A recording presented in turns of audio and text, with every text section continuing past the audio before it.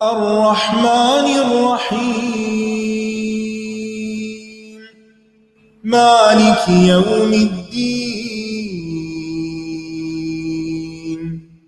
إياك نعبد وإياك نستعين اهدنا الصراط المستقيم صراط الذين أنعمت عليهم غير المغضوب عليهم ولا الضالين.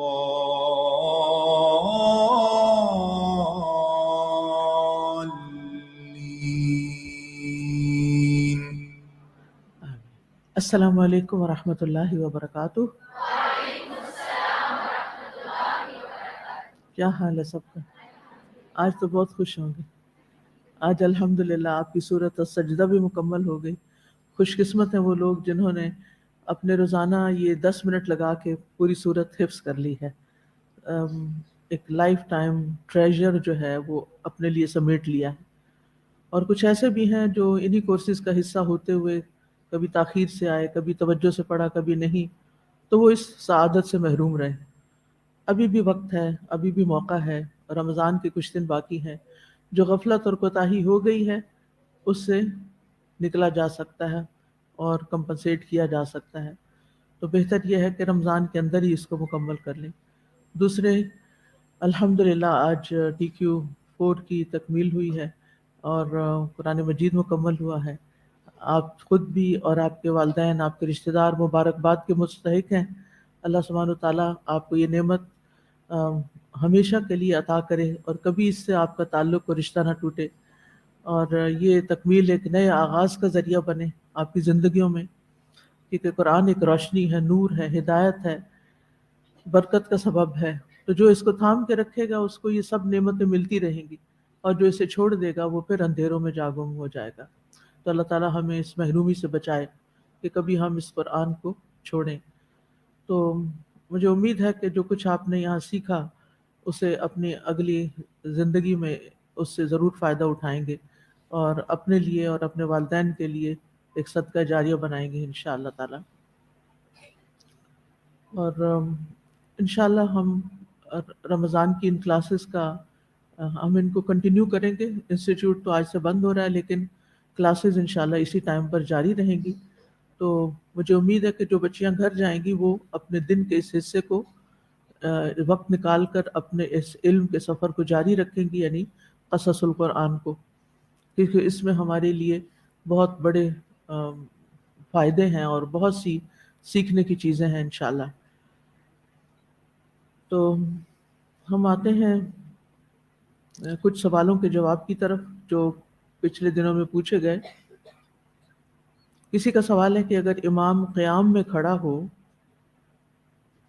قیام میں کھڑا کا لفظ نہیں بولتے، قیام کر رہا ہو یا قیام کی حالت میں ہو، ٹھیک ہے، قیام کی حالت میں ہو اور ہم دیر سے پہنچے، تو کیا وقت کی کمی کی وجہ سے صرف سورۃ الفاتحہ پڑھی جا سکتی ہے؟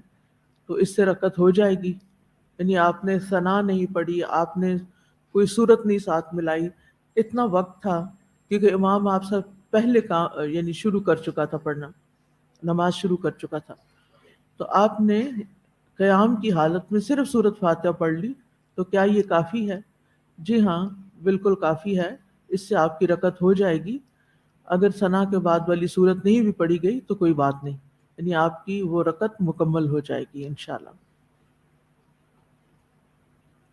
دوسرا سوال ہے، جب ہم امام کے ساتھ تراویح پڑھتے ہیں یا قیام کرتے ہیں تو کیا تب بھی ہم قرآن خود پڑھ سکتے ہیں؟ یعنی امام بھی پڑھ رہے اور ہم بھی پیچھے پیچھے پڑھتے رہیں، یا امام کے ساتھ ساتھ پڑھنا ضروری ہے؟ نہ آپ امام کے ساتھ پڑھ سکتے ہیں اور نہ خود پڑھ سکتے ہیں. امام کچھ پڑھ رہے ہیں اور آپ کچھ اور پڑھ رہے ہیں، یہ عجیب خلل ہے نماز کے اندر، ایسا نہیں کرنا چاہیے. کچھ لوگ ترجمہ پڑھنے کھڑے ہو جاتے ہیں. آپ خود سوچئے کہ نماز میں قرآن پاک کی قرات کرنے کا حکم ہے، اگر کر نہیں سکتے تو سننے کا حکم ہے، امام کے پیچھے پڑھ رہے ہیں، لیکن ترجمہ پڑھنے کی اجازت نہیں ہے کہ اس وقت میں آپ ساتھ ترجمہ دیکھنا شروع کر دے کہ کیا پڑھا جا رہا ہے. تو اس سے پرہیز کیجیے، کیونکہ نماز ایک ریچول ہے اور اس کو ایک جس طرح بتایا گیا ہے اسی طریقے کے مطابق ہی اس کو ادا کرنا چاہیے.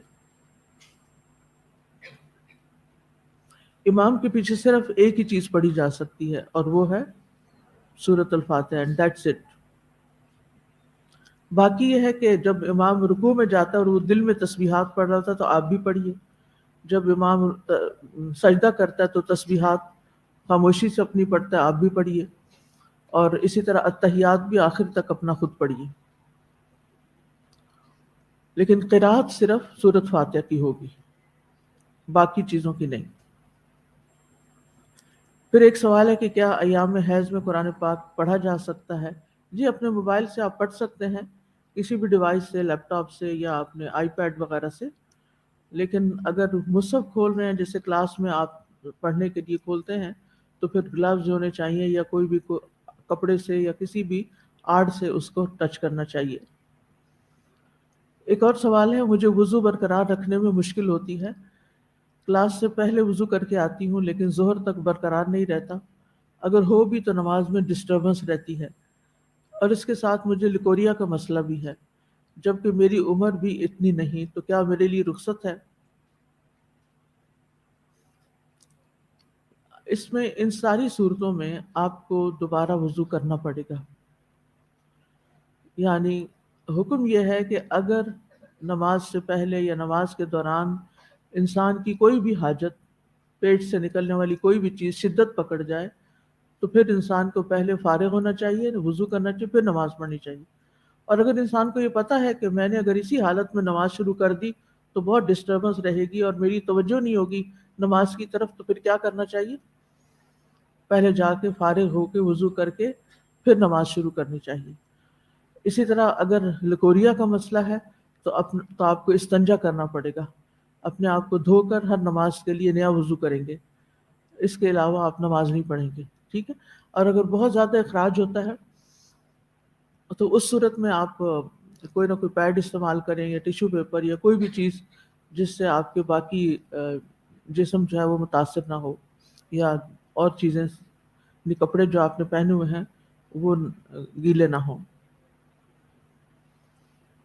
ایک چیز میں ینگ گرلس کو کہوں گی کہ بہت سی اب نارملٹیز جو پیریڈز میں ہو جاتی ہیں یا اس قسم کی کچھ بیماریاں شروع ہو جاتی ہیں بہت ارلی ایج میں، تو اس کے پیچھے ہمارے فوڈ ہیبٹس ہوتی ہیں. ہم سب اپنی فوڈ ہیبٹس کو چیک کریں کہ کہیں ہم روٹی کی بجائے بسکٹ تو نہیں کھا رہے، کیک ہی تو نہیں کھائے چلے جا رہے، کہیں ہم پانی کی جگہ کولڈ ڈرنکس تو نہیں پیتے چلے جا رہے. بہت سی ینگ بچیوں کے دانت خراب ہو جاتے ہیں، وہ کھل کے اسمائل نہیں کر سکتی، ہنس نہیں سکتی. وجہ کیا ہے؟ Cold drinks, juices, artificial juices. Artificial juice میں آپ کا کیا خیال ہے کہ اس میں بہت زیادہ غذائیت ہوتی ہے یا پھر چینی اور شوگر کی کثرت ہوتی ہے جو آپ کے دانتوں کو خراب کرتی ہے؟ ونس ان اے وائل تو چلے کوئی بات نہیں، کبھی سفر میں ہوتا ہے انسان، کبھی کسی شادی پارٹی میں پانی کی جگہ انہوں نے جوس رکھا ہوا تو آپ پی لیں. لیکن یعنی میں اس کو حرام تو نہیں کرتی، لیکن روزانہ کی بنیاد پر، ڈیلی بیسس پر، ہیبٹ کے طور پر سادہ پانی نہ پینا اور کوئی نہ کوئی میٹھا یا نمکین یا کچھ ایسی چیزوں کی عادت ڈال لینا، یہ الٹیمیٹلی آپ کی صحت کے لیے سخت نقصان دہ ہے. اسی طرح کچھ لوگوں کو کچھ خاص غذائیں کھانے کی ایڈکشن ہو جاتی ہے. میں ایڈکشن اس لیے کہتی ہوں کہ اس کے بغیر ان کا دن نہیں گزرتا، پھر اس کے بغیر وہ کوئی کام نہیں کر سکتے، اس کے بغیر وہ چالو نہیں ہوتے. مثال کے طور پر سویٹس یا چاکلیٹس یا پھر لیز بسکٹ، لیز یا یعنی چپس وغیرہ، یا کوئی ایسی نمکو وغیرہ کہ جس بس عادت ہے، یا کوئی سپاریاں، کچھ لوگ اس طرح کی چیزیں کھاتے ہیں بس ان کو منہ میں کچھ رکھ کے، یا یہ جو ہوتی ہے چوئنگم. آپ کو پتہ ہے کہ ہمارے دانتوں کے اوپر ایک انیمل ہوتا ہے، اور اگر ہم بہت زیادہ برش بھی کرتے ہیں یا بہت لمبے ٹائم پر مسواک کرتے رہتے ہیں، یعنی تھوڑی دیر کے لیے ہر نماز کے ساتھ کرنا از پرفیکٹ، اٹس فائن. اسی لیے آپ نے دیکھا ہوگا کہ حکیم لوگ جو دوائی دیتے ہیں وہ دن میں 3 مرتبہ ایک ہی دوائی دیتے ہیں تھوڑی تھوڑی کر کے. تاکہ اکٹھی آپ کے جسم کے اوپر برے اثرات نہ ڈالے. وہی چیز جو فائدے کی ہے تھوڑی تھوڑی، وہی چیز جب آپ ایک کثیر مقدار میں ایکسیسولی لیں گے تو وہ آپ کے لیے نقصان دہ ہو سکتی ہے، آپ کے جسم میں بگاڑ پیدا کر سکتی ہے. تو اسی طرح اگر آپ دن میں ہر نماز سے پہلے تھوڑا سا مسواک کر لیتے تو کچھ نہیں، لیکن اگر آپ ہر وقت چوئنگم چباتے ہیں یا آپ بہت زیادہ برش کرتے ہیں، صبح بھی ٹوتھ پیسٹ، شام کو بھی ٹوتھ پیسٹ، تو اس سے آپ کے دانت گھسنے لگتے ہیں اور وقت سے پہلے ٹوٹنے لگتے ہیں. تو اپنے اوپر رحم کیجیے. اتنی ینگ ایج میں یہ سارے مسائل کھڑے ہو جانا از ناٹ ہیلدی. آپ مستقبل کی مائیں ہیں، آپ اپنے گھروں کو کس طرح سنبھالیں گی، اپنے بچوں کو تربیت کیسے کریں گی، آپ اپنے شوہر کے حقوق کیسے پورے کریں گی، آپ اپنے رشتہ داروں اور دین کا کام کیسے کریں گی اگر آپ کی صحت ٹھیک نہیں ہوگی تو. یعنی اگر آپ سارا وقت لے کے اپنے پیٹ کو پکڑ کے بیٹھے ہوئے ہیں یا آپ کو اس طرح کے کچھ مسائل ہیں، ٹھیک ہے کچھ لوگوں کے جینز میں آتے ہیں، کچھ ان کی احتیاط کے باوجود وہ بیماریاں اوپر سے ٹرانسفر ہو رہی ہوتی ہیں، کبھی آزمائش ہوتی ہے، لیکن عمومی طور پر ہم سب اپنے ساتھ جو زیادتیاں کر رہے ہوتے ہیں، ہمارے جو کھانے پینے میں ایکسٹریم رویے ہیں، یا صرف زبان کے ذائقے کے لیے کھانا یا صرف مزے کے لیے کھانا، تو یہ ساری چیزیں ہمارے لیے نقصان دہ ہیں. روزہ کیا سکھاتا ہے؟ Self control. کھانے پینے پہ چیک رکھ، کھانے پینے کو کنٹرول کرتا ہے نا ہمارے، کہ سارا دن ہم نہیں کھا پی سکتے. تو اس سے اس موقع کو غنیمت جانیے. جیسے رمضان میں آپ چائے نہیں پیتے، مثلا میں رمضان میں میرا نہیں خیال کہ میں نے ایک کپ بھی چائے پی، چائے نہیں، لیکن الحمدللہ کام چلتا ہے. اب میں یہ سوچ رہی ہوں کہ رمضان کے بعد بھی مجھے چائے کی ضرورت نہیں ہے، یہ صرف ایک عادت ہے جو بنا لی گئی ہے کہ نہیں، وہ ہوتا نا کہ نہیں بس یہ پینی ہے، اس کے بغیر گزارا نہیں. کچھ لوگوں کو کافی پینے کی عادت ہو جاتی، کچھ لوگوں کو کچھ خاص ڈرنک کی عادت ہو جاتی، اس کے بغیر ان کا کھانا ہضم نہیں ہوتا. آپ جب ینگ ایج میں ہوتے ہیں تو آپ کے جسم میں ایسے جوسز ہوتے ہیں کہ جو آٹومیٹیکلی آپ کی فوڈ کو پراپر ہضم کر دیتے ہیں. آپ کو ضرورت نہیں ہونی چاہیے کہ آپ کوئی سافٹ ڈرنک پی کر اپنا کھانا ہضم کریں، 7 اپ پیئیں تو پھر ہی آپ کا کھانا ہضم ہو. تو اگر آپ نے اتنی ارلی ایج میں آپ اپنے ساتھ یہ سب کچھ کر لیا تو پھر بڑے ہو کے کیا ہوگا؟ وہ بڑے بڑے کام کیسے کریں گے؟ بڑے کاموں کے لیے سخت جان ہونا پڑتا ہے، اپنے اوپر قابو رکھنا پڑتا ہے، اپنے سیلف کنٹرول کرنا پڑتا ہے. تو آپ ہر کوئی اپنا جائزہ لے اور اپنے بارے میں سوچے کہ وہ کون سی ایسی کھانے پینے کے معاملے میں بری عادتوں کا شکار ہے جو اس کی صحت کے لیے نقصان دہ ہیں، اور پھر ان سے چھٹکارا کیسے ہو سکتا ہے، اور اس کو بھی عبادت سمجھ کے کریں. کیونکہ جب کوئی چیز کچھ عرصے تک لی جاتی ہے کہ اس سے ہم ہائی فیل کرتے ہیں، اچھا فیل کرتے ہیں، پھر کچھ عرصے کے بعد اس کی ڈوز بڑھانی پڑتی ہے، پھر کچھ عرصے کے بعد وہ کام کرنا چھوڑ دیتی ہے، اور پھر یوں کرتے کرتے انسان بہت سی بیماریوں کا شکار ہو جاتا ہے. کتنے ہی بچے ایسے ہیں، معصوم بچے ایسے ہیں جنہوں نے اپنی ماں کو صرف بیمار دیکھا ہے، اور وہ بس یہی دیکھتے ہیں گھر میں اٹھ کے کہ ان کی ماں بیمار ہے اور بستر پہ پڑی ہوئی ہے. وہ نہ انہیں کھلا سکتی ہے، نہ پلا سکتی ہے، نہ ان کا کوئی کام کر سکتی ہے. ایسے بچے کتنی محرومیوں کا شکار ہو جاتے ہیں، نہ وہ انہیں پڑھا سکتی ہے نہ سکھا سکتی ہے. کیا ہم ایسی مائیں بننا چاہتے ہیں؟ تو اس لیے جس بھی کسی ایسی یعنی ضروریات کے علاوہ صرف ٹیسٹ کے لیے، صرف مزے کے لیے، صرف چاہت کے لیے کھانے کی عادت پڑ چکی ہے، اس کو ریوائز کیجئے اور سادہ غذا پہ آئیے، اور اپنے لیے وہ راستہ نکالیے کہ جو آپ کے لیے لانگ لاسٹنگ ہو اور بہترین طریقے سے. اور زبیدہ بتا رہی تھی اپنے نانا جی کا کہ وہ 100 سال کی عمر میں بھی سارا دن قرآن پڑھتے رہتے تھے. بڑے لوگوں کے لیے بیٹھنا ہی ایک مشکل ہوتا ہے، لیکن ان کی غذا کیا تھی؟ دودھ میں مکئی کی روٹی جو تھی وہ توڑ کے ڈال لیتے تھے اور اس کو ہاتھوں کے ساتھ اٹھا اٹھا کے اور بہت مزے سے کھاتے تھے، یعنی جس کو آج کل آپ سیریل کہتے ہیں. تو اس میں آپ دیکھیے کہ کیا آپ نہیں چاہتے آپ 100 سال تک جئیں اور آپ زیادہ سے زیادہ عبادت کر کے دنیا سے جائیں؟ لیکن 100 جیے بھی تو بستر پہ جیے تو کیا فائدہ اسے جینے کا؟ اس سے تو موت اچھی. تو اگر اللہ آپ کو لمبی عمر دے تو پھر ارذل العمر نہ گزاریں ہم، صحت والی زندگی گزاریں کہ جس میں ہم کچھ کرتے رہیں، اور اس کے لیے کانشیسلی جینا پڑے گا، کانشیسلی اپنی عادتوں کو دیکھنا پڑے گا کہ کون سی ایسی چیزیں ہیں کہ جن میں ہم افراط و تفرید کا شکار ہیں۔ چند باتیں اعتکاف کے حوالے سے، پھر ہم لیسن شروع کریں گے۔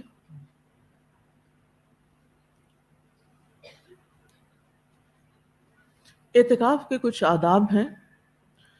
اعتکاف میں بیوی سے مباشرت جائز نہیں، یعنی بیوی کو حگ کرنا یا پیار کرنا یا یہ چیزیں جائز نہیں۔ اگر کوئی ایسا کام کرے گا تو اس کا اعتکاف باطل ہو جائے گا۔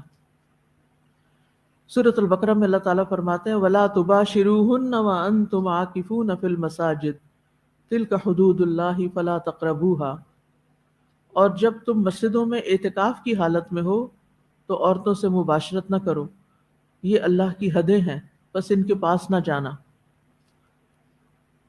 البتہ ضرورت کے تحت شوہر بیوی بات کر سکتے ہیں، یعنی گھر میں کوئی چیز ضرورت پڑ گئی ہے، وہ آپ کے پاس آ کے پوچھ رہے ہیں یا کچھ لینے دینے کے لیے آئے ہیں، تو اتنی سی بات ہو سکتی ہے، یعنی ضرورت کی بات ہو سکتی ہے۔ جیسے بعض ازواج مطہرات نے مسجد میں رسول اللہ صلی اللہ علیہ وسلم سے جا کر ملاقات بھی کی اور خدمت بھی۔ علی بن حسین رضی اللہ عنہ سے مروی ہے کہ نبی صلی اللہ علیہ وسلم کی زوجہ صفیہ رضی اللہ عنہا نے انہیں خبر دی کہ رسول اللہ صلی اللہ علیہ وسلم رمضان کے آخری عشرے میں مسجد کے اندر اعتکاف کر رہے تھے، تو وہ آپ کی زیارت کے لیے آئیں اور کچھ دیر گفتگو کی، یعنی کوئی بات کی، کوئی کام ہوگا، پھر اٹھ کے جانے لگی تو نبی صلی اللہ علیہ وسلم بھی انہیں گھر تک پہنچانے کے لیے ساتھ ہی اٹھے۔ جب آپ مسجد کے، کیونکہ وہ مسجد اور گھر ساتھ ساتھ ہے، یہ نہیں کہ وہ کوئی لمبی گلیاں کراس کر رہے ہیں یا کسی سواری پہ بیٹھ کے ان کو چھوڑنے کے لیے جا رہے ہیں، اعتکاف والی جگہ سے نہیں نکلنا چاہیے، اللہ یہ کہ بس جیسے آپ نیچے کھانے کے لیے اتر جاتے ہیں اتنی سی دور جو ہے کوئی حرج نہیں۔ جب آپ مسجد کے دروازے کے قریب ام سلمہ رضی اللہ عنہا کے دروازے کے پاس پہنچے تو انصار کے دو آدمی ادھر سے گزرے، انہوں نے رسول اللہ صلی اللہ علیہ وسلم کو سلام کیا تو نبی صلی اللہ علیہ وسلم نے ان سے فرمایا ٹھہر جاؤ، یہ صفیہ بنت حیی ہے۔ ان دونوں نے کہا سبحان اللہ، اے اللہ کے رسول کیا ہم آپ پہ بدگمان ہوں گے؟ یعنی انہیں یہ چیز بڑی شاک گزری۔ تو نبی صلی اللہ علیہ وسلم نے فرمایا شیطان خون کی طرح انسان کے رگ و ریشہ میں گردش کرتا ہے، مجھے اندیشہ ہوا کہ کہیں تمہارے دلوں میں کوئی وسوسہ نہ ڈال دے، یہ نہ سوچے کہ نبی صلی اللہ علیہ وسلم کسی عورت کے ساتھ باتیں کر رہے ہیں، کسی اجنبی عورت کے ساتھ رات کے وقت گپ شپ لگا رہے ہیں، کہ یہ تمہارے دل میں کوئی بدگمانی نہ آ جائے۔ تو اس لیے آپ صلی اللہ علیہ وسلم نے ان کو کلیریفائی کیا کہ میں کس کے ساتھ جا رہا ہوں۔ پنکھا چلا دیں۔ اسی طرح ایک اور سوال ہے، کیا معتکف یعنی اعتکاف میں بیٹھنے والا غسل کر سکتا ہے یا خوشبو وغیرہ لگا سکتا ہے؟ تو حدیث میں خوشبو لگانے اور صفائی اور غسل کرنے اور بال سنوارنے کا جواز پایا جاتا ہے۔ جمہور علماء بھی یہی کہتے ہیں کہ اعتکاف میں وہی چیز مکروہ ہے جو مسجد میں مکروہ ہے، یعنی جو کام مسجد میں نہیں کیا جا سکتا وہ اعتکاف کی حالت میں نہیں کرنا چاہیے۔ واضح؟ یعنی جو چیزیں مسجد میں کرنی منع ہے، کیا منع ہے مثلا؟ جی، اونچی آواز سے باتیں کرنا، شور مچانا، بھاگ دوڑ کرنا، کھیلنا کودنا مسجد کے اندر، یعنی جس میں نمازیوں کا نماز جو ہے وہ متاثر ہو رہی ہو۔ اور جی سمجھ نہیں آئی؟ خرید و فروخت کرنا، یس، خرید و فروخت کرنا، اعلان کرنا مختلف چیزوں کے، سودوں کے اعلان، مرغی گم ہو گئی اس کا اعلان، اور اس طرح کی چیزیں۔ جی، جوتا گم ہو گیا اس کا اعلان، تو یہ اعلانات وغیرہ یہ چیزیں منع ہے، یعنی غیر ضروری چیزوں کی طرف مسجد میں آ کے متوجہ نہیں ہونا چاہیے۔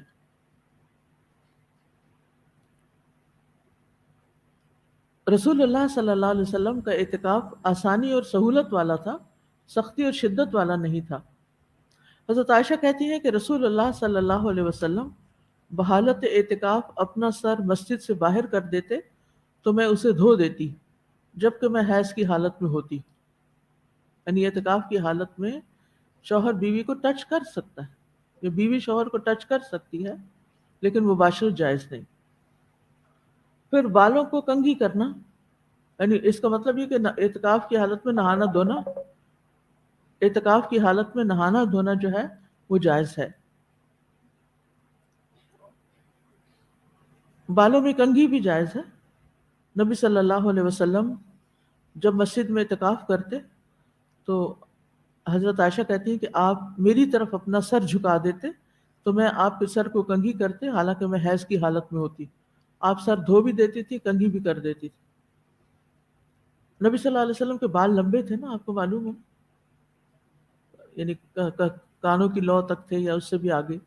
تو اس لیے پھر وہ بعض اوقات جب گھنے بال ہوں، زیادہ بال ہوں، تو ان کو چھڑانے میں ٹائم لگتا ہے، تو پھر کوئی اور کنگھی کر دے تو آسانی ہو جاتی، جس کو آتی ہو. اس سے آپ اندازہ لگائیں نا حضرت عائشہ کتنی چھوٹی عمر کی تھی اور وہ یہ سارے کام کرنا جانتی تھی. آج ہم بڑے سے بڑے ہو جاتے ہیں اور ہمارے بچے ہماری کنگھی کرنے کی وجہ سے چیختے رہتے ہیں آگے سے، کہ ماؤں کو یہ نہیں پتا کہ بال اگر الجھے ہوئے ہیں تو ان کو سلجھانا کیسے ہے پہلے، کیونکہ انہیں تو جلدی ہے. اس لیے وہ جیسے تیسے بچے روئیں چیخیں، بال کھچیں نہ کھچیں، بس کام کرو ختم کرو. احساس نہیں ہے نا دوسروں کا. مسجد سے بلا ضرورت باہر نہیں نکلنا چاہیے، کیونکہ مسجد سے بلا وجہ نکلنے کی وجہ سے اعتکاف باطل ہو جاتا ہے، ختم ہو جاتا ہے. اعتکاف کا مقصد یہ ہے کہ مسجد کے اندر مستقل طور پر ٹھہرا جائے. لیکن اگر کوئی ایسی ضرورت ہو جو مسجد کے اندر پوری نہیں ہو سکتی، اس صورت میں آپ نکل سکتے ہیں. یعنی جو بنیادی انسانی ضرورت ہے لیکن مسجد کے اندر پوری نہیں ہو سکتی، مثلا قضاء حاجت، آپ کو واش روم جانا پڑے گا، وضو مسجد کے اندر تو نہیں کیا جاتا، باہر نکل کے کرتے ہیں، غسل، اسی طرح کھانا کھانے کے لیے جانا. ٹھیک ہے، آپ سوچئے کہ اگر سارے لوگ مسجد کے اندر ہی کھانا لے کے بیٹھ جائیں اور کچھ کارپٹ پہ گرا دیں اور کچھ بیڈ پہ گرا دیں، آپ خود سوچیں کہ کیا وہ جگہ عبادت کے لائق رہے گی؟ کیا خیال ہے؟ اچھا، بعض لوگ تراویح پڑھنے آتے ہیں تو وہ بھی کچھ نہ کچھ کھانے پینے کی چیزیں لے آتے ہیں. مجھے سمجھ نہیں آتی کہ تھوڑی دیر کے لیے تو ہم نے تراویح پڑھنی ہوتی ہے، اس میں ایسی کیا جان نکل رہی ہوتی ہے کہ پھر اس وقت ہم کھانا شروع کر دیں. اللہ یہ کہ کوئی بیمار ہے، کسی کو شوگر ہے، کوئی ایسا مسئلہ ہے، اس نے ایک آدھ کھجور اپنے لیے رکھ لی کہ بیچ میں کوئی ایشو نہ بنے اور وہ اپنے آپ کی مدد کر سکے. لیکن آئس کریم لے آنا، چائے لے آنا، پانی کے ایسے برتن لے آنا کہ جو ایک ہی رکعت میں کارپٹ کے اوپر گرے پڑے ہوں اور دوسروں کی نماز خراب ہو، یعنی ایسی چیز میں پانی لے آنا. پانی پینے کی ضرورت ہوتی ہے، بوٹل لے آئیں، کوئی حرج نہیں، لیکن کھلا پانی آپ لے آئے ہیں. اور جب انتظامیہ منع کرے اور پھر بھی لوگ چھپا کے ایسے کام کریں تو اس کا نام کیا ہوتا ہے؟ پھر اس کو کیا کہتے ہیں؟ یعنی آپ کو مسجد انتظامیہ کی طرف سے ایک چیز منع کی گئی ہے کہ یہ چیز آپ اندر نہیں لا سکتے، یہ کام آپ اندر نہیں کر سکتے، پھر بھی آپ کرتے ہیں، تو یہ کیا ہے؟ خیانت. آپ چھپ کے کر رہے ہیں. آپ کو منع کیا گیا ہے کہ آپ یہاں نماز نہیں پڑھ سکتے کیونکہ یہ جگہ دوسروں کی ہے، اور آپ بھیس بدل کے پھر وہی کام شروع کر دیتے ہیں، تو یہ کیا ہے؟ دھوکہ. تو کیا مومن دھوکہ دیتا ہے؟ کیا مومن خیانت کرتا ہے؟ نہیں. ایک طرف ہم اعتکاف کر رہے ہیں، عبادت کر رہے ہیں، اور دوسری طرف ہم دھوکہ دے رہے ہیں اور ایسے کام کر رہے ہیں. پھر اللہ سبحانہ وتعالیٰ نے حضرت ابراہیم علیہ السلام کو اور حضرت اسماعیل علیہ السلام کو جب انہوں نے کعبہ بنا لیا تھا تو کس چیز کا حکم دیا تھا؟ ان طہر بیتی للطائفین والعاکفین والرکع السجود. کہ میرے گھر کو پاک صاف رکھو. مسجد کو کیسا ہونا چاہیے؟ جہاں آپ نماز پڑھتے ہو اس جگہ کو انتہائی پاک صاف ہونا چاہیے، صاف ستھرا ہونا چاہیے. وہاں کھانوں کی خوشبو اور وہاں ایسے کام نہیں کرنے چاہیے کہ جس سے نماز میں خلل آئے، جس سے خشوع پر اثر پڑے.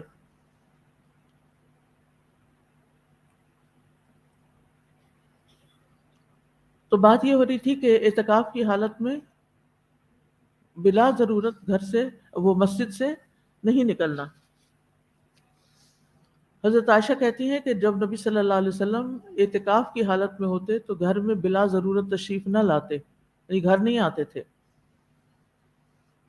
اب ایک سوال یہ ہے کہ کیا حالت اعتکاف میں مریض کی عیادت یا جنازے یا کسی دعوت میں شرکت کی جا سکتی ہے؟ کہ کوئی بیمار ہو گیا، چلو میں ذرا ہسپتال سے ہو آتی ہوں، یا جنازہ پڑھا جا رہا ہے، اللہ یہ کہ وہ جنازہ مسجد کے اندر ہی ہو، وہ تو الگ بات ہے. یا کسی نے افطار پارٹی رکھی ہے اور وہ آپ کو بھی بلا رہے ہیں تو کہ چلیں 1-2 گھنٹے کے لیے نکل کے آ جائیں، تو ایسا کر سکتے ہیں؟ نہیں، ان میں سے کوئی بھی کام نہیں کر سکتے، نہ عیادت، نہ دعوت، اور نہ ہی جنازہ.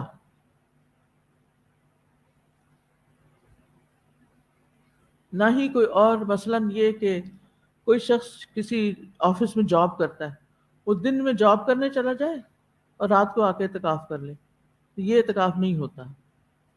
اگر ویسے آپ نے عبادت کے لیے مسجد میں رات گزارنی ہے صبح، کوئی حرج نہیں، آپ گزاریں، لیکن آپ اس کو اعتکاف کا نام نہ دیں. اصل مقصود کیا ہے کہ سارا وقت کس بات میں گزارا جائے؟ اللہ کی عبادت میں. وہاں پیسوں کا لین دین اور فنڈ ریزنگ اور پارٹیوں کا انتظام اور ادھر ادھر کے امور، یہ انتہائی غلط بات ہے. یہ اعتکاف کے مقاصد کے منافی ہے. ایسے کام نہیں کرنے چاہیے اعتکاف کی حالت میں. اعتکاف کا مقصد یہ ہے کہ لوگوں سے کٹ کر، الگ ہو کر، بے نیاز ہو کر صرف اور صرف اللہ سبحانہ وتعالیٰ کی طرف متوجہ ہوں. حضرت عائشہ کہتی ہیں کہ اعتکاف کے لیے سنت یہ ہے کہ وہ مریض کی عیادت کے لیے نہ جائے، جنازے میں شریک نہ ہو، عورت کو نہ چھوئے، نہ اس سے مباشرت کرے، اور کسی انتہائی ضروری کام کے بغیر مسجد سے نہ نکلے. اور انتہائی ضروری کام کون سا ہے؟ جیسے واش روم میں جانا، نہانا.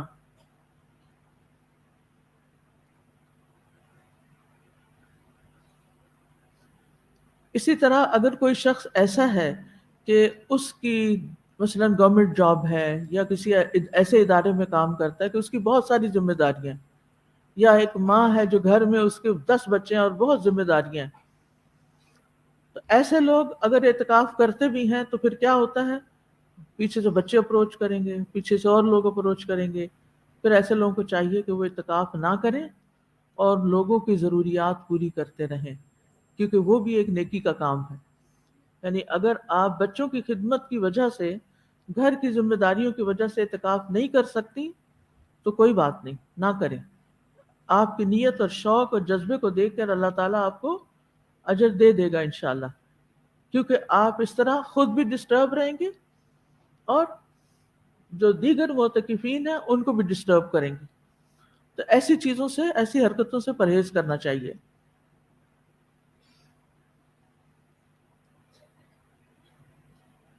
اگر اس کے علاوہ کوئی بات آپ کے ذہن میں تو آپ کر سکتے ہیں. جی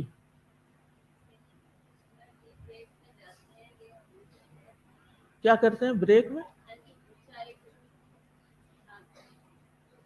جی اعتکاف میں بریک نام کی تو کوئی چیز نہیں. اگر آپ کو چائے پینی ہے تو صرف اتنی دیر کے لیے خاموشی کے ساتھ چائے پی کے واپس آ جائیں اور کوئی بات نہ کریں، لوگوں سے بات نہ کریں، اپنے ذکر اذکار کی طرف ہی متوجہ رہیں، چائے پئیں اور اندر آ جائیں. کیونکہ اندر چائے لانے کی صورت میں یہ کارپیٹس، یہ میٹرس، یہ چیزیں خراب ہو سکتی ہیں. نہ چاہتے ہوئے میں نے دیکھا ہے کہ اچھے بھلے سمجھدار لوگ یہاں چائے رکھی، اس سے بات کی، اتنے میں کوئی گزرا اور صرف اس کی موومنٹ سے چادر ہلی اور چائے نیچے گر گئی. اسی کارپیٹ پہ آپ نے نمازیں پڑھنی ہیں، اسی جگہ پہ جمعہ ہوتا ہے. تو آپ خود سوچئے کہ یہ فضا کیا ہو جائے گی. تو اس لیے آپ کو صرف باہر تک چائے پینے کی اجازت ہے، لیکن اس کو سوشلائزنگ میں کوئی اور بات نہیں کرنی. چائے پینی ہے چپ کر کے، اور اپنا دھیان اللہ کی طرف رکھنا ہے اور واپس اندر آ جانا ہے. نو سوشلائزنگ، ناٹ ایٹ آل. یہ مقاصد کے خلاف ہے، اور اگر آپ یہ کام کرنے کے لیے یہاں بیٹھے ہوئے تو اپنا وقت ضائع کر رہے ہیں.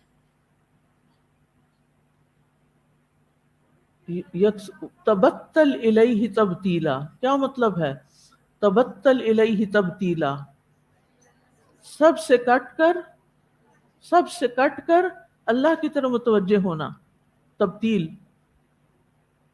تو اگر آپ اعتکاف میں آ کے اور زیادہ آپ کو سوشلائزنگ کا موقع مل گیا ہے، اور باتیں ہو رہی ہیں اور چیزیں ہو رہی ہیں، تو پھر مقصد فوت ہو گیا آپ کا. اور کوئی چیز، اور کوئی سوال؟ کیونکہ آج کے بعد میں اعتکاف کے ٹاپک پہ بات نہیں کروں گی، اور چیزیں انشاءاللہ ڈسکس ہوں گی. جی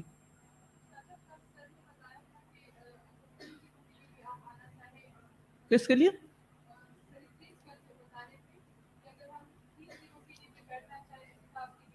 جی جی، وہ جو نبی صلی اللہ علیہ وسلم کی سنت ہے وہ یہ کہ 10 دن کا اعتکاف ہے روزے کی حالت میں، رمضان کے آخری عشرے میں. یہ ہے اصل. لیکن اگر کسی کو 10 دن نہیں ملے اور وہ 3 دن کے لیے مسجد میں آ کے اعتکاف کی نیت سے بیٹھ جاتا ہے، وہ ساری شرائط پوری کرتے ہوئے جو اعتکاف کی حالت میں ہوتی ہیں کہ باہر نہیں نکلنا اور فالتو باتیں نہیں کرنی، میل ملاقات نہیں، زیادہ سے زیادہ وقت عبادت میں گزارنا، تو وہ کر سکتا ہے. یعنی ایسا کیا جا سکتا ہے.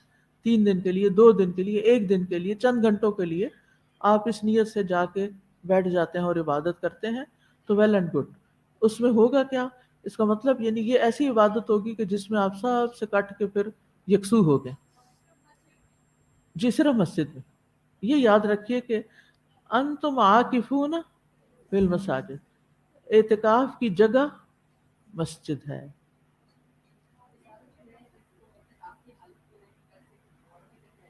ہم،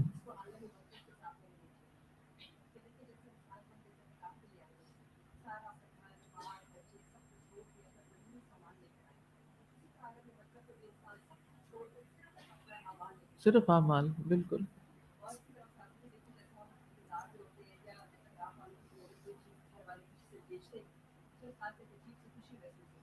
بالکل. ہم، صدقہ جاریہ، دعائیں کرے یا کچھ، بالکل.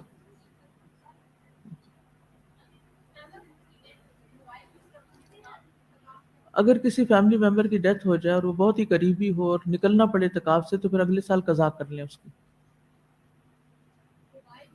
موبائل نہیں یوز کرنا چاہیے، کیونکہ اس میں پھر آپ لازماً واٹس ایپ کھولیں گے. جب آپ واٹس ایپ کھولیں گے یا کوئی بھی چیٹ کھولیں گے تو نتیجہ کیا ہوگا کہ ضروری کام کے علاوہ جو دیگر میسیجز ہیں ان پہ بھی لگ جائیں گے، یا ہو سکتا ہے کسی نے ویڈیو بھیج دی تو آپ وہ بھی آن کر رہے ہیں.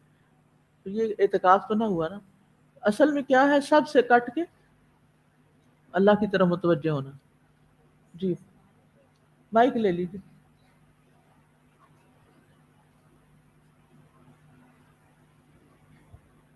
یہ کسی کا سوال ہے کہ معتکف کو شدید گرمی سے گھبراہٹ محسوس ہو تو کیا وہ کمرے سے باہر کھلی ہوا میں تھوڑا وقت گزار سکتی ہیں؟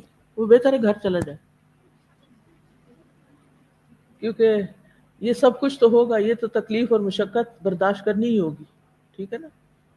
کیونکہ اصل وَأَنْتُمْ عَاكِفُونَ فِي الْمَسَاجِدِ، جم کے بیٹھنا عبادت کے لیے ایک جگہ مقرر کر کے. آپ کو پتہ ہے یہ جو آپ کی جگہ مقرر ہے نا، وہیں آپ کو بیٹھنا چاہیے، ادھر ادھر گھومتے پھرتے نہیں رہنا چاہیے.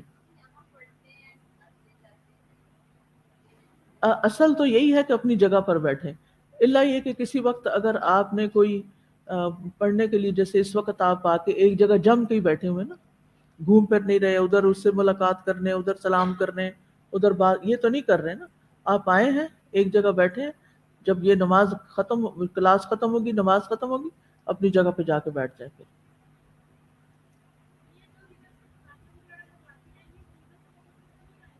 کیا کرتے ہیں؟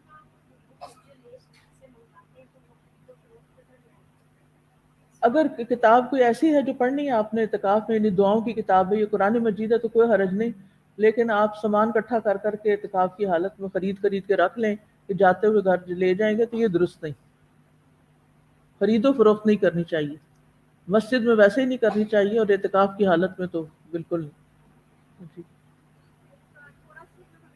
مائک دے دیجیے ان کو.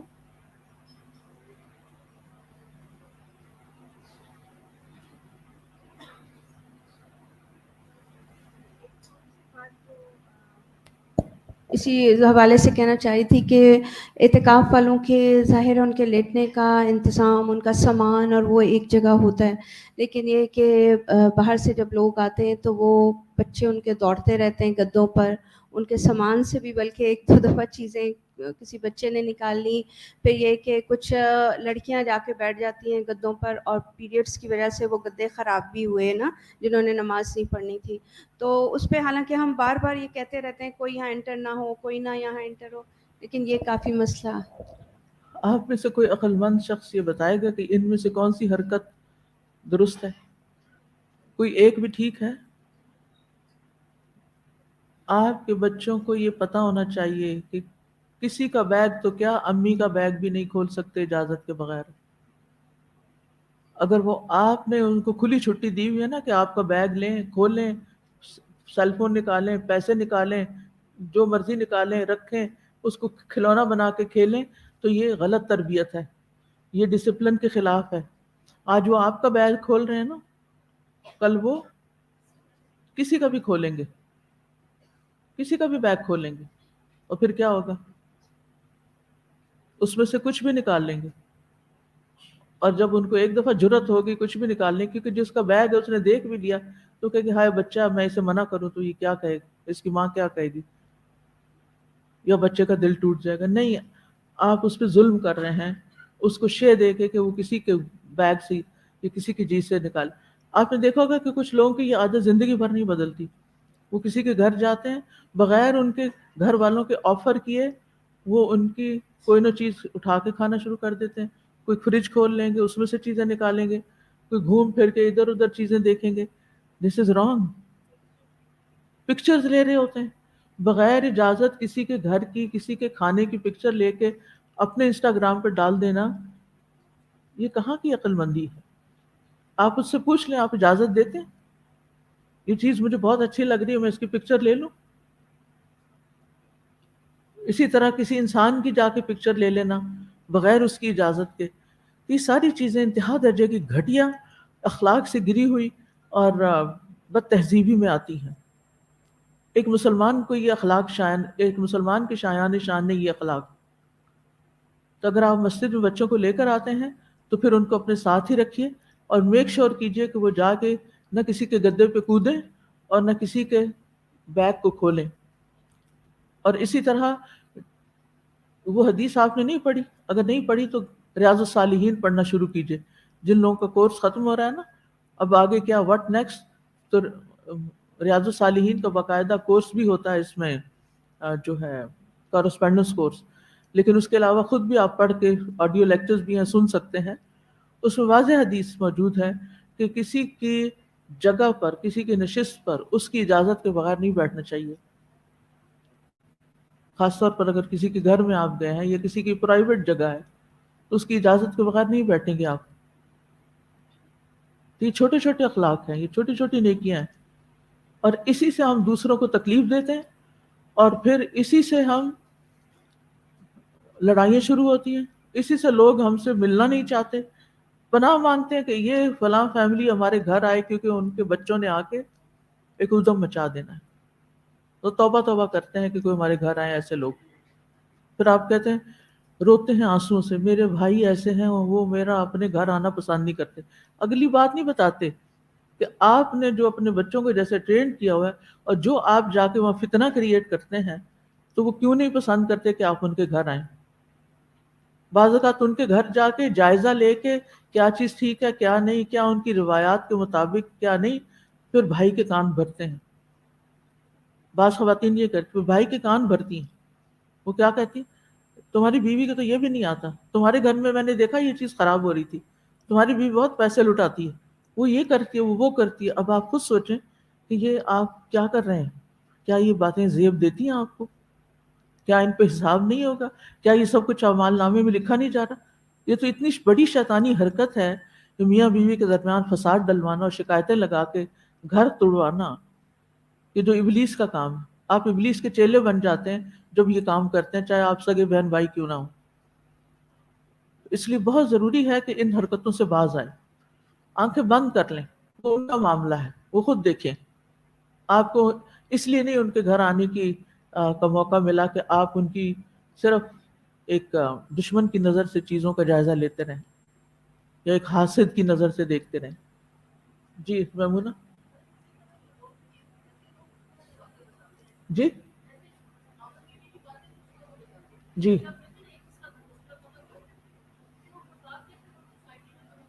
بالکل، وہ ریپل ایفیکٹ ہوتا ہے، پھر وہ آگے سے آگے سے آگے بہت سے لوگ اس میں انوالو ہو جاتے ہیں۔ بالکل، واقع عفق میں جیسے آتا ہے کہ ہر ایک نے لکل منہم مکتسب من الاسم، ہر ایک کا گناہ میں ایک حصہ ہے جو اس نے کمائی کی۔ تو اپنی لمٹس میں رہیے، اپنے اوپر توجہ کیجیے، اپنی خامیوں کو دیکھیے، رب سے لو لگائیے۔ قرآن مجید میں کیا آتا ہے کہ وَيَدْعُونَنَا رَغَبًا وَرَهَبًا، دعائیں کیسی ہوتی تھی پیغمبروں کی؟ یدعوننا، وہ ہم سے دعائیں کرتے تھے کیسے؟ رغبا ورہبا، رغبت سے اور رہبت سے، امید سے اور خوف سے، وہ اللہ سبحانہ وتعالیٰ کی طرف متوجہ ہوتے تھے۔ کیا اس کرائیٹیریا پہ ہماری دعائیں ہیں؟ یدعوننا رغبا ورہبا، کہ کبھی امید لگ جائے اور کبھی خوف آئے دعا مانگتے ہوئے اللہ سے؟ اگر نہیں تو کہیں کمی کر رہے ہیں نا ہم، ہمیں اپنا ہی محاسبہ کرنے کی ضرورت ہے۔ چلیے ٹھیک ہے، آج ہم، جی آپ کچھ کہنا چاہ رہی ہیں؟ فرمائیے۔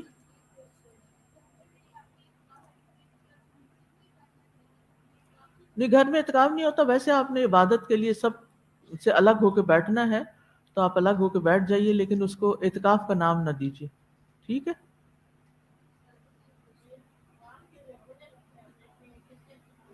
ہاں جی،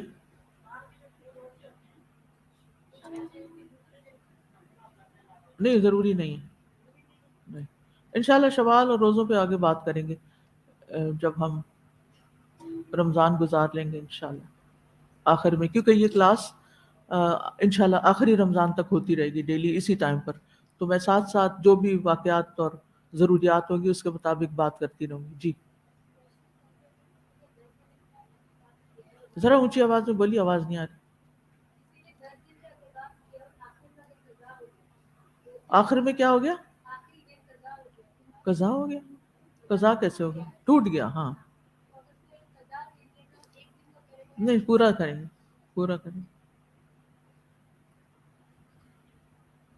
چلیے، سوال لکھ دیجیے، آواز نہیں آ رہی مجھے، تھوڑا سا پڑھانا ہے آگے، کل جواب دے دوں گی انشاءاللہ۔ لکھ دیجیے جواب، سوال لکھ کے آگے دے دیجیے۔ نحمده ونصلي على رسوله الكريم، اما بعد فاعوذ باللہ من الشیطان الرجیم، بسم اللہ الرحمن الرحیم، رب اشرح لي صدری ويسر لي امری واحلل عقدۃ من لسانی یفقهوا قولی۔ اللہم لک الحمد علی ما ہدیتنا للاسلام وسہلت لنا سبل الاحسان ووفقتنا لحسن عبادتک وہدیتنا الی ما یرضیک عنا وجنبتنا ما یسخطک علینا۔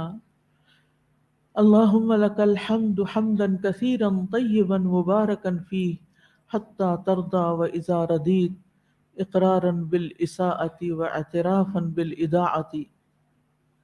اے اللہ تیرے ہی لیے حمد ہے اس بات پر جو تو نے ہمیں اسلام کی طرف ہدایت دی، تو نے ہمارے لیے احسان کے راستے آسان کر دیے اور تو نے ہمیں اپنی اچھی عبادت کی توفیق دی۔ تو نے ہمیں ایسی چیز کی طرف ہدایت دی جو تجھے ہم سے راضی کرتی ہے، اور تو نے ہمیں اس بات سے بچایا جو تجھ کو ہم سے ناراض کرتی ہے۔ اے اللہ تیرے ہی لیے حمد ہے، بہت زیادہ اور پاکیزہ اور بابرکت حمد، یہاں تک کہ تو راضی ہو جائے، اور اس وقت بھی جب تو راضی ہو چکے۔ اے اللہ، ہم اپنی بدعملی کا اقرار کرتے ہیں اور اپنے وقت اور اپنی زندگی کے قیمتی لمحات کو ضائع کرنے کا بھی اعتراف کرتے ہیں۔ یا اللہ، تو ہمیں معاف کر دے۔ نحن نقص عليك أحسن القصص بما أوحينا إليك هذا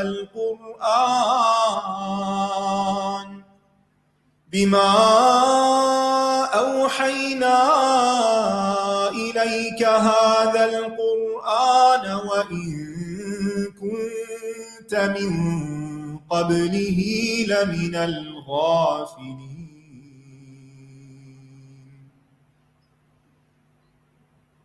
اللہ سبحانہ تعالیٰ نے آدم علیہ السلام کے بعد بہت سے انبیاء مبعوث کیے۔ ان میں سے بعض کے واقعات قرآن کریم میں بیان ہوئے ہیں اور بعض کے بارے میں اللہ تعالیٰ نے کچھ بھی بیان نہیں کیا، صرف اجمالی طور پر ذکر کر دیا۔ ابن کثیر رحمہ اللہ کہتے ہیں کہ جن انبیاء کا بیان نہیں ہوا وہ تعداد میں ان پیغمبروں سے بہت زیادہ ہیں جن کا ذکر قرآن میں ہوا ہے۔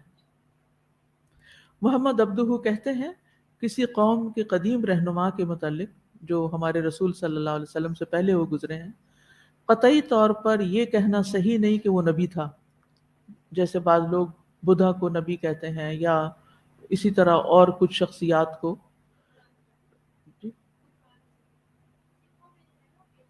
جی ہاں، گرو نانک کو مثلاً یا اور اسی طرح، تو وہ کہتے ہیں کہ ممکن ہے کہ نبی ہو اور اس نے توحید ہی کی دعوت پیش کی ہو اور بعد کے لوگوں نے اس کی تعلیمات کو مسخ کر دیا ہو، اور ممکن ہے کہ وہ نبی نہ ہو، کوئی اور شخصیت ہو۔ تو بہرحال ایسے انبیاء کے بارے میں اللہ سبحانہ تعالیٰ فرماتے ہیں وَرُسُلًا قَدْ قَصَصْنَاهُمْ عَلَيْكَ مِن قَبْلُ وَرُسُلًا لَّمْ نَقْصُصْهُمْ عَلَيْكَ وَكَلَّمَ اللَّهُ مُوسَىٰ تَكْلِيمًا۔ اور اس سے پہلے ہم نے کئی رسولوں کے قصے آپ پر بیان کیے ہیں، اور کئی رسول ہیں جن کے قصے ہم نے آپ پر بیان نہیں کیے، اور اللہ نے موسیٰ سے کلام کیا جیسے کلام کیا جاتا ہے۔ تو آج ہم ایک پیغمبر کا ذکر کریں گے جن کا ذکر قرآن مجید میں نہیں آیا، لیکن چونکہ وہ آدم علیہ السلام کے بیٹے ہیں اور ایک اعلیٰ درجے کے پیغمبر ہیں، اس لیے مختصر سا تعارف ان کا بھی کرائے دیتی ہوں، اور وہ ہیں شیث علیہ السلام، شین یا ثا۔ ہم نے آدم علیہ السلام کی کہانی پڑھی، اس کے بعد ان کے دو بیٹوں حابیل اور قابیل کا قصہ پڑھا، جس میں حابیل کی شخصیت بھی سامنے آئی اور قابیل کی بھی، اور اس سے بہت بڑا سبق ملتا ہے کہ انسان کی اولاد میں سے کچھ حابیل ہوتے ہیں، کچھ قابیل ہوتے ہیں، کچھ بڑے نیک بخت ہوتے ہیں اور کچھ بدبخت ہوتے ہیں جو ماں باپ کو ستا کے رکھ دیتے ہیں۔ اسی طرح آدم علیہ السلام ہی کے ایک بیٹے شیث علیہ السلام ہیں جو پیغمبر ہوئے۔ شیث کا مطلب ہے اللہ کا دیا ہوا تحفہ، ہبۃ اللہ۔ آدم علیہ السلام نے ان کا یہ نام اس لیے رکھا تھا کہ حابیل کے قتل ہونے کے بعد اللہ نے انہیں شیث عطا فرمایا تھا۔ کہا جاتا ہے کہ شیث علیہ السلام حابیل کے قتل کے واقعے کے 50 سال بعد پیدا ہوئے۔ اب یہ تاریخی روایات ہیں جن کی اصل حقیقت اللہ ہی جانتا ہے، لیکن جو معلومات تاریخ میں ہمیں ملتی ہیں جیسے البدایہ والنہایہ ہے ابن کثیر کی یا اور کچھ سورسز ہیں، تو ان کو بیان تو کیا جا سکتا ہے لیکن ان کی تصدیق اور تکذیب نہیں کی جا سکتی۔ جیسے نبی صلی اللہ علیہ وسلم نے فرمایا حدثوا عن بنی اسرائیل ولا حرج، بنی اسرائیل سے روایت کرو اور اس میں کوئی حرج نہیں، لیکن بس ایک اصول ہے کہ ان کی جو باتیں قرآن سے ٹکراتی نہ ہو وہ تو روایت کی جا سکتی ہیں، لیکن اگر کوئی چیز قرآن مجید میں آنے والی آیات سے مختلف معنی رکھتی ہے، یعنی اس کی وضاحت نہیں بلکہ اس سے کنٹرڈکٹ کرتی ہے، تو پھر اسرائیلیات کو نہیں لیں گے۔ ادروائز وہاں سے بھی ضروری معلومات لی جا سکتی ہیں۔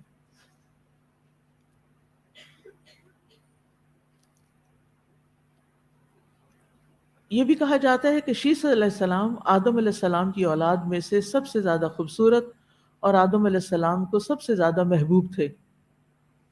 یہی وہ شخص تھے جنہوں نے گارے اور پتھروں کے ساتھ کعبہ تعمیر کیا تھا، یعنی مٹی اور پتھر رکھ کے، جیسے آج کل برکس کے اوپر سیمنٹ رکھ کے تعمیر کی جاتی ہے دیواروں کی۔ یہ آدم علیہ السلام کے ولی عہد تھے۔ جس بیماری میں آدم علیہ السلام فوت ہوئے، آدم علیہ السلام نے اپنی موت سے پہلے اس بیماری میں اپنے بیٹے شیس علیہ السلام کو وصیت کی، اور وہ وصیت کیا تھی؟ محمد بن اسحاق جو ہسٹورین ہیں وہ کہتے ہیں جب آدم علیہ السلام کی وفات کا وقت آیا تو آپ نے اپنے بیٹے شیس کے حق میں وصیت کی، انہیں دن اور رات کے اوقات سکھائے، یعنی ان اوقات میں ادا کی جانے والی عبادات کی تعلیم دی، آنے والے سیلاب طوفان نوح کی خبر دی، اور انہیں بہت تاکید کی کہ وہ دن اور رات کی گھڑیوں میں اللہ کی عبادت کریں۔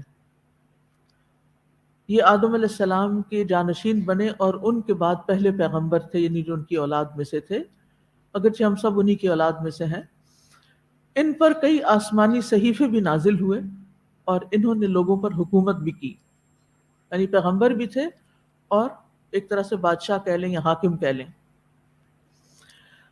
انسانی نسل شیس علیہ السلام سے ہی پھیلی، یہ ان کی خصوصیات میں سے ہے، کیونکہ حابیل نے اپنا کوئی وارث نہیں چھوڑا تھا، ابھی تو شادی نہیں ہوئی تھی نا، اور قابیل کے ورثاء سیلاب عظیم یعنی طوفان نوح میں غرق ہو گئے تھے، کیونکہ وہ جیسا قابیل تھا اس کی اولاد بھی ویسی ہوئی، جیسا درخت ویسا پھل۔ ابن جریر طبری لکھتے ہیں تاریخ الامم والملوک میں کہ آج تمام کے تمام بنی آدم کے حسب نسب شیس علیہ السلام تک پہنچتے ہیں۔ اس کی وجہ یہ ہے کہ شیس علیہ السلام کی نسل کے علاوہ آدم علیہ السلام کی اولاد کی تمام نسل کٹ گئی تھی، بس انہی کی اولاد بچی اور ہلاک ہو گئی، ان کے علاوہ کوئی اور نہیں بچا تھا۔ تو اب دنیا میں تمام لوگوں کے حسب نسب شیس علیہ السلام تک پہنچتے ہیں، یعنی کوئی قابیل کی اولاد نہیں، حابیل کی اولاد نہیں، بلکہ شیس علیہ السلام کی اولاد ہیں۔ کہا جاتا ہے کہ شیس علیہ السلام مکہ میں مقیم رہے، حج اور عمرہ کرتے رہے، یہاں تک کہ وہیں فوت ہو گئے، اور پھر اپنے والدین کے ساتھ ابو قبیس کی پہاڑی کے ایک غار میں دفن ہوئے۔ ان کی عمر 912 سال تھی، 912 سال۔ پہلے لوگوں کے جسم بھی بڑے تھے، قد بھی بڑے تھے، عمریں بھی زیادہ تھیں۔ جب شیس علیہ السلام کی موت کا وقت آیا تو انہوں نے اپنے بیٹے اخنوخ کو خلافت کی وصیت کی، اور کہا جاتا ہے کہ اخنوخ سے مراد ادریس علیہ السلام ہیں، جن کے بارے میں انشاءاللہ کل ہم پڑھیں گے۔ تو شیس علیہ السلام کا بس اتنا ہی واقعہ ہمارے سامنے ہے، بہت زیادہ معلومات نہیں ملتی۔ کچھ ایسی معلومات ہیں بھی جو بعض ایسے سورسز سے آئی ہیں کہ جن کی تصدیق نہیں کی جا سکتی۔ تو بہرحال اتنا ہی جاننا کافی ہے، اور اس کنیکشن سے کہ آدم علیہ السلام کے بعد پھر کیا ہوا، اور اللہ تعالیٰ نے کن پیغمبروں کے قصے بیان نہیں کیے، لیکن وہ قصے ہمیں دوسری کتابوں سے کہیں نہ کہیں کچھ نہ کچھ مل جاتے ہیں، کچھ تورات وغیرہ سے بھی مل جاتے ہیں اور کچھ دیگر تاریخ کی کتابوں سے۔ تو شیس علیہ السلام کے واقعے سے جو اہم سبق ملتا ہے وہ ہے موت سے پہلے وصیت کرنا۔ موت سے پہلے وصیت کرنا یہ انسان کے لیے مستحب ہے۔ انبیاء اپنی وفات کے وقت وصیت کیا کرتے تھے۔ سورۃ البقرہ میں ہے وَوَصَّى بِهَا إِبْرَاهِيمُ بَنِيهِ وَيَعْقُوبُ يَا بَنِيَّ إِنَّ اللَّهَ اصْطَفَى لَكُمُ الدِّينَ فَلَا تَمُوتُنَّ إِلَّا وَأَنْتُمْ مُسْلِمُونَ۔ اور اسی کی وصیت ابراہیم علیہ السلام نے اپنے بیٹوں کو کی، اور یعقوب علیہ السلام نے بھی۔ کیا وصیت کی؟ اے میرے بیٹو، بے شک اللہ نے تمہارے لیے یہ دین چن لیا ہے تو تم ہرگز فوت نہ ہونا مگر اس حال میں کہ تم فرما بردار ہو، مسلمان ہو۔ ہم اگر اپنے بچوں کو وصیت کریں گے تو کیا کریں گے؟ کیا کرنا چاہیں گے آپ؟ سوچئے۔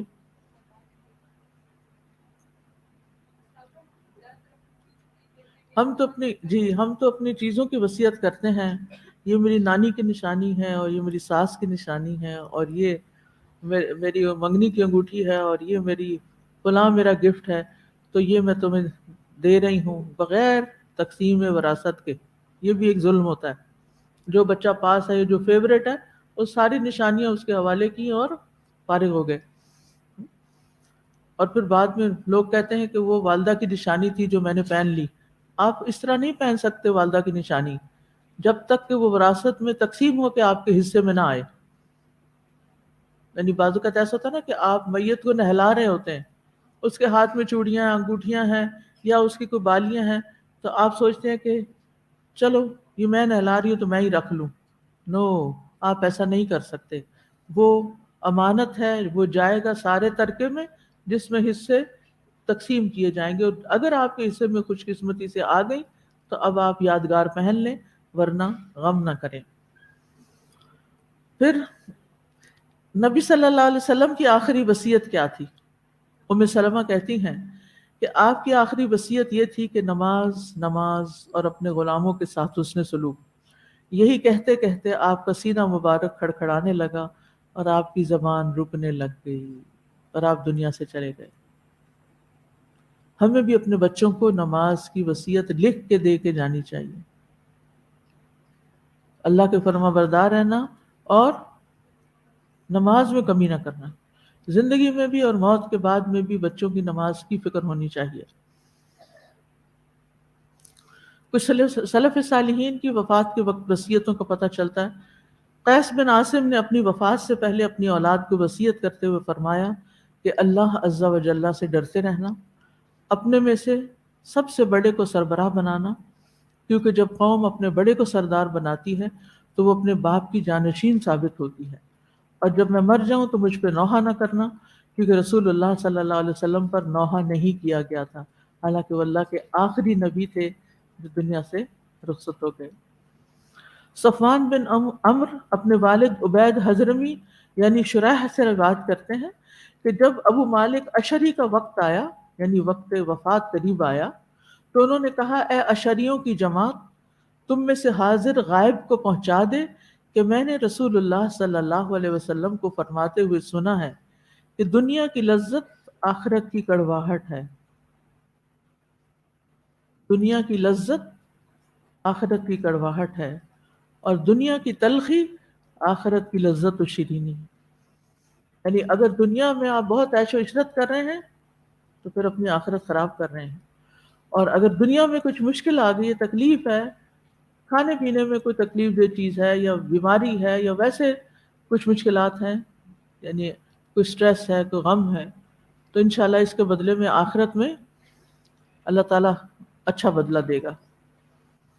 نبی صلی اللہ علیہ وسلم نے وصیت لکھنے کا بھی حکم دیا. رسول اللہ صلی اللہ علیہ وسلم نے فرمایا جو مسلمان شخص اپنے حق میں سے کسی چیز کی وصیت کرنا چاہتا ہے وہ 2 راتیں بھی نہ گزارے الا یہ کہ اس کے پاس اس کی وصیت لکھی ہوئی ہو. عبداللہ ابن عمر کہتے ہیں جس وقت میں نے رسول اللہ صلی اللہ علیہ وسلم کا وصیت کے بارے میں ارشاد سنا تو اس وقت سے میری وصیت میرے پاس موجود رہتی ہے. ہم نے بھی یہ ارشاد سنا ہوا ہے، لیکن ہم میں سے کتنے لوگ عمل کرنے والے ہیں. وصیت کا ایک کاغذ ہم نے چھپایا تھا، آئی ہوپ کہ وہ بک سٹور میں ہو. اگر وہ آپ وہ برقع وہاں سے خرید لیں تو اس پہ ضروری باتیں آلریڈی لکھی ہوئی ہیں، ایکسٹرا آپ خود لکھ لیں ہاتھ سے اور بند کر کے کسی کے حوالے کر دیں. اللہ اکبر، اللہ اکبر.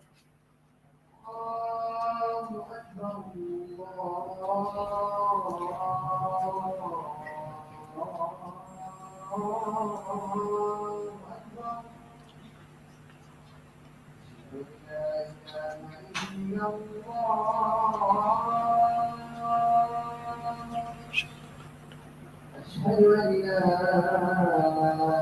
إله إلا الله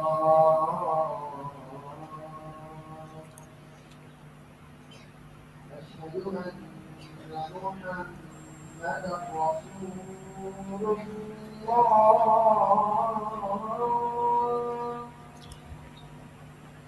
أشهد أن محمدا رسول الله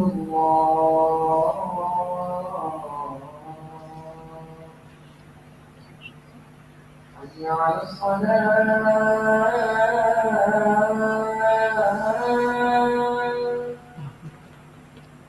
حي على الصلاة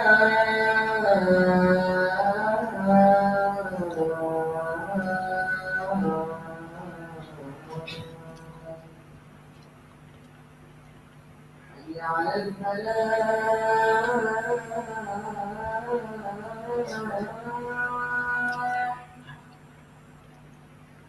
حي على الفلاح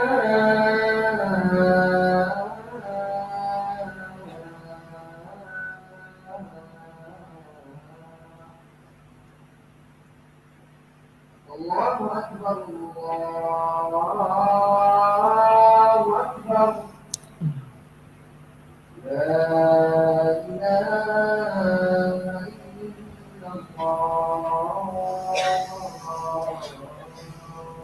لا إله إلا الله محمد رسول الله. اللهم رب هذه الدعوة التامة والصلاة القائمة آت محمدا الوسيلة والفضيلة وابعثه مقاما محمودا الذي وعدته یا حی یا قیوم برحمتک نستغیث. یا اللہ ہم سب کی عبادات، نمازیں، راتوں کا قیام، ہمارے روزے، ہماری دعائیں، اعتکاف اللہ تعالیٰ اپنی رحمت سے قبول فرما. اللہ سب کو بہترین جزائے خیر دے جو ان سب انتظامات میں لگے ہوئے ہیں. یا اللہ جن بچیوں نے قرآن پڑھا ہے اور اس کو سیکھا ہے اور جنہوں نے ان کو سکھایا ہے، اللہ ان سب کو بہترین جزائے خیر عطا فرما.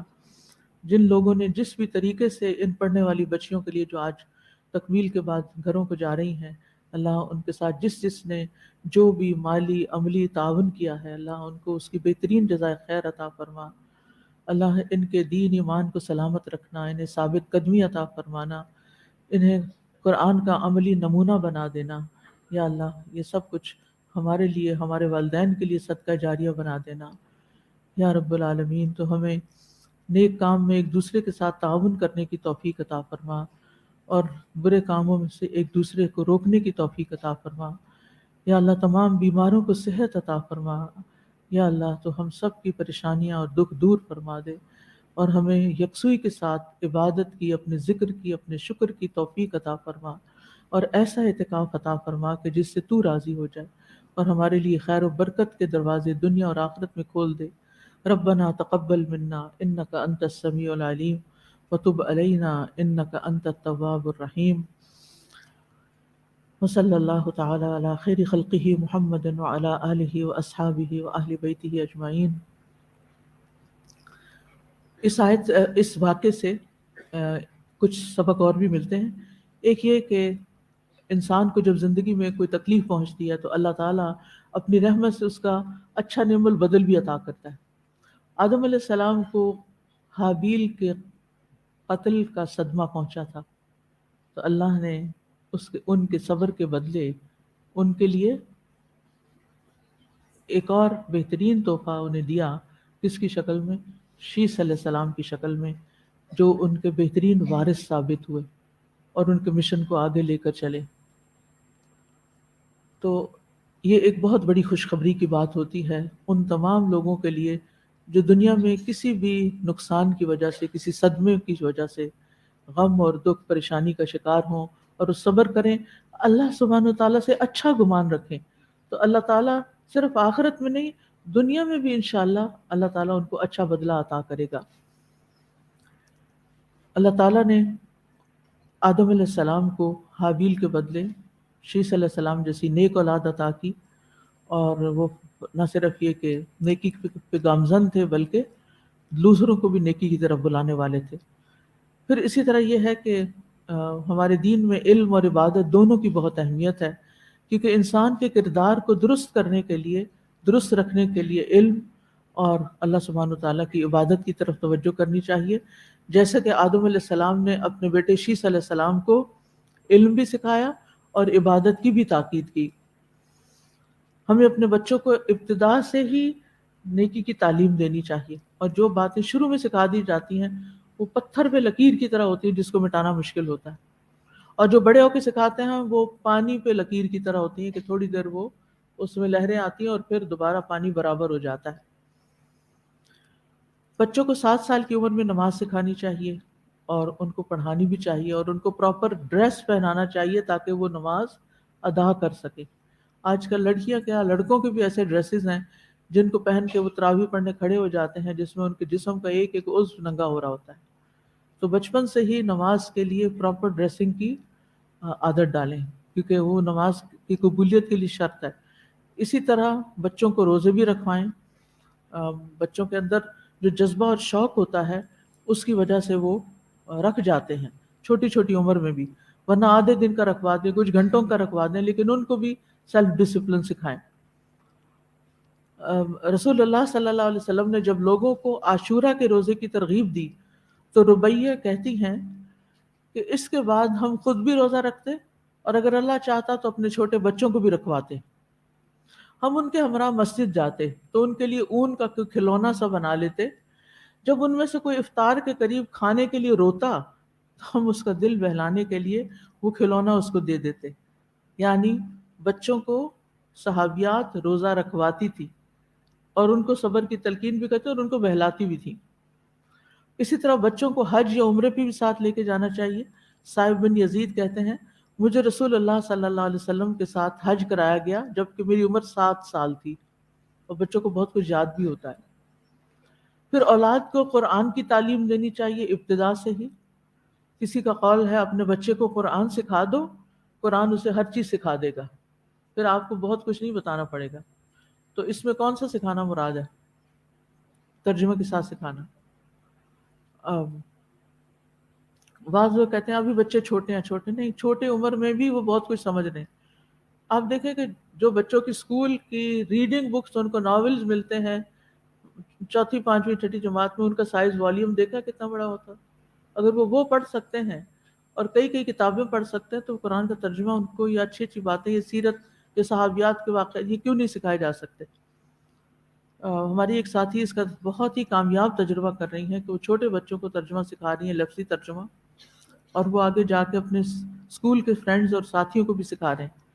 تو ہم بچوں کو بچہ ہی نہ سمجھتے رہے ہمیشہ، اب بچے وقت سے پہلے بڑے ہو چکے ہیں، لہٰذا بچوں کو جو لوگ، خاص طور پر میرا ریکویسٹ ہے ان ساری ناظرہ ٹیچر سے، یا جو بچیاں آج تجوید یا تعلیم القرآن وغیرہ پڑھ کے جا رہی ہیں، وہ آگے اگر پڑھانا چاہیں تو وہ ناظرہ کے ساتھ ترجمہ قرآن لازم کر لیں۔ جیسے چھوٹی چھوٹی صورتیں آپ پڑھاتے ہیں تو وہاں سے ان کو یا اس کا قصہ سنائیں اگر بہت چھوٹے بچے ہیں، اور اگر بڑے ہیں تو اس کا معنی بھی بتائیں اور اردو سے ریلیٹ کر کے بتائیں، تو ارلی ایج سے ہی بچوں کے اندر قرآن فہمی کا سلسلہ شروع ہو جائے گا انشاءاللہ، جو آپ کے لیے صدقہ جاریہ بنے گا۔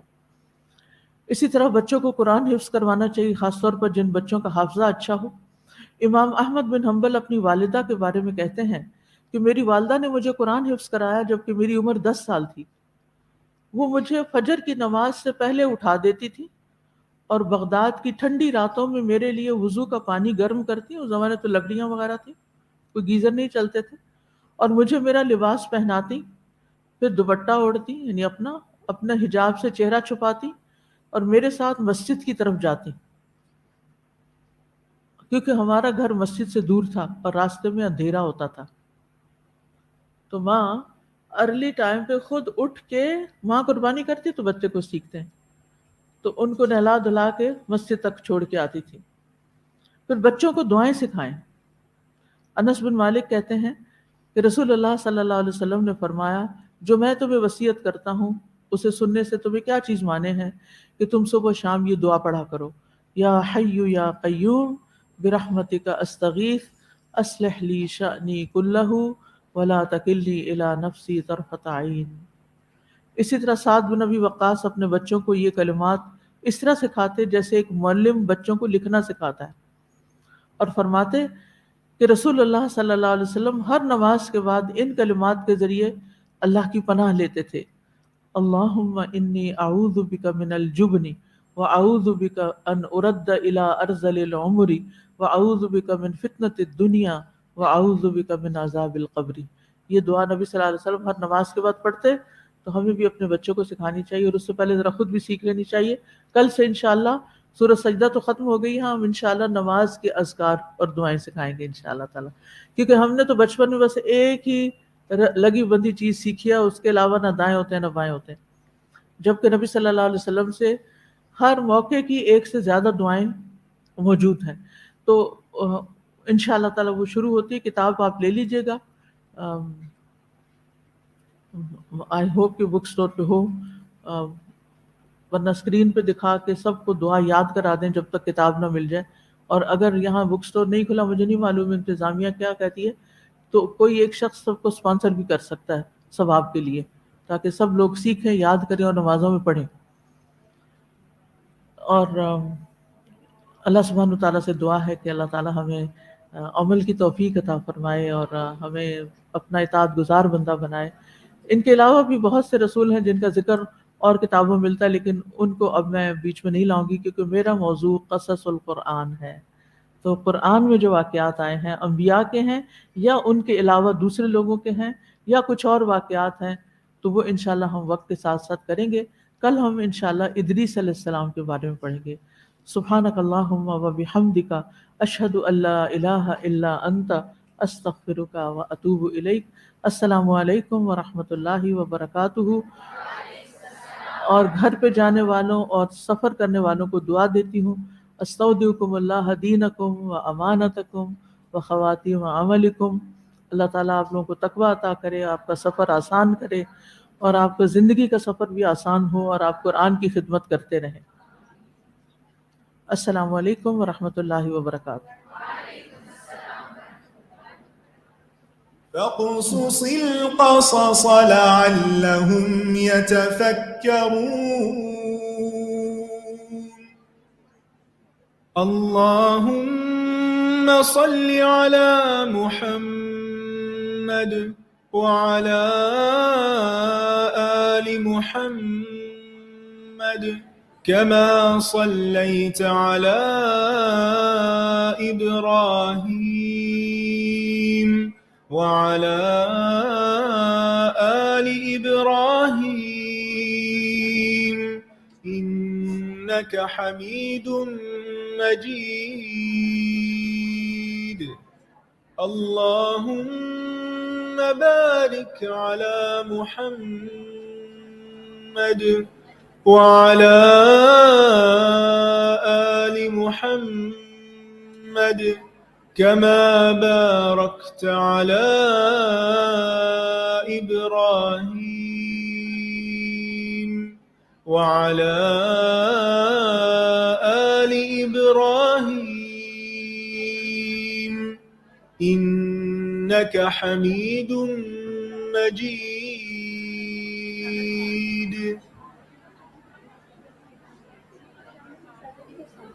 دعا